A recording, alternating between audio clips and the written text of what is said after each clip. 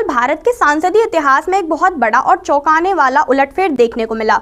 मोदी सरकार के अभी तक के कार्यकाल में यह ऐसा पहला मौका था जब कोई बिल विचार के स्तर पर ही गिर गया। महिला आरक्षण कानून में सुधार के लिए लगाया गया 131वां कॉन्स्टिट्यूशनल अमेंडमेंट बिल लोकसभा में पास नहीं हो सका। ताज्जुब की बात यह है कि इस बिल के पक्ष में 298 वोट पड़े थे, जबकि विरोध में केवल 230 वोट थे।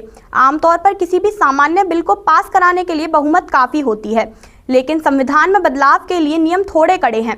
नियम के मुताबिक ऐसे बिलों को पास कराने के लिए सदन में मौजूदा सदस्यों का 2/3 समर्थन चाहिए होता है। इस मामले में सरकार को 352 वोटों की जरूरत थी, लेकिन उसे मिले सिर्फ 298 वोट, जिस वजह से यह बिल गिर गया।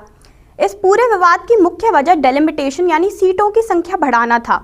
सरकार का यह प्रस्ताव था कि साल 2029 के चुनावों से पहले लोकसभा की सीटों को 543 से बढ़ाकर 850 कर दिया जाएगा, ताकि महिलाओं को 33% आरक्षण दिया जा सके। सरकार का तर्क था कि इससे वोटर और सदस्यों के बीच का संतुलन बेहतर होगा। गृह मंत्री अमित शाह ने चर्चा के दौरान कहा कि डेलिमिटेशन एक जरूरी सुधार है, जिसे पिछली सरकारों ने लंबे समय तक टाला था। विपक्ष ने इस प्रस्ताव का कड़ा विरोध किया। विपक्षी दलों, खासकर राहुल गांधी का कहना था कि सरकार महिला आरक्षण के बहाने देश का चुनावी नक्शा बदलना चाहती है। उनका आरोप था कि सीटों की संख्या बढ़ाने से दक्षिण भारत और पूर्वोत्तर के छोटे राज्यों का महत्व कम हो जाएगा। यह उन राज्यों के साथ नाइंसाफी होगी।